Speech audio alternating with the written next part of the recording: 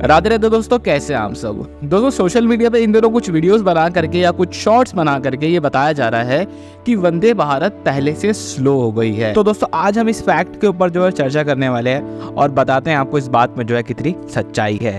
दोस्तों ये जो फैक्ट है ना कि वंदे भारत पहले से स्लो हो गई है, इसको थोड़ा सा तोड़ मरोड़ के आपके सामने जो है पेश किया गया है।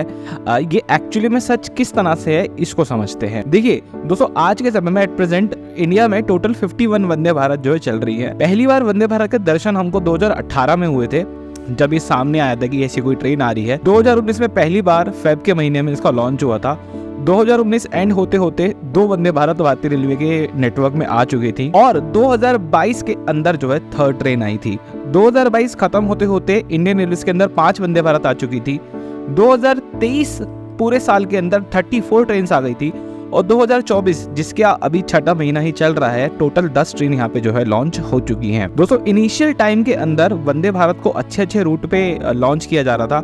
इनका स्केड्यूल काफी टाइट बनाया जा रहा था और 130 के MPH वाले जो रूट होते हैं वहां पे इन ट्रेनों को लाया जा रहा था। क्योंकि अगर हम शुरुआत की 3 वंदे भारत के रूट देखें, जो कि आपकी नई दिल्ली वाराणसी, नई दिल्ली श्री माता वैष्णो देवी कटरा और मुंबई अहमदाबाद, ये तीनों ही क्लासिक अच्छे रूट हैं जहाँ पे ट्रेन अच्छी स्पीड में जो है चल सकती है। और दोस्तों ट्रेनों को सिंगल साइड 800 किलोमीटर का डिस्टेंस कवर कर रही थी, जिससे उनकी एवरेज है वो बहुत अच्छी बन रही थी। बाद में दोस्तों कुछ वादों को पूरा करने के लिए इन ट्रेनों को बहुत सारे रूट्स पे लेकर के आया गया और कुछ बहुत शॉर्ट रूट पे भी लेकर आया गया, जिससे इन ट्रेनों की एवरेज जो है गिरनी स्टार्ट हो गई। अब बहुत सारे रूट ऐसे भी थे जिनका MPH 100 ही था, मतलब वहां पे ट्रेनें 100 की स्पीड से ज्यादा तेज जो है नहीं चल पाती थी, जिससे इन ट्रेनों की एवरेज स्पीड गिरने लगी और कलेक्टिवली पूरी कैटेगरी ही स्लो होने लगी। यहाँ पे बोलना क्या चाहते हैं, ये जो फैक्ट तोड़ा मरोड़ी की गई है वो क्या की गई है कि दोस्तों 2019 में जब 2 वंदे भारत थी तो उनकी एवरेज स्पीड जो है वो 96-95 के अंदर थी।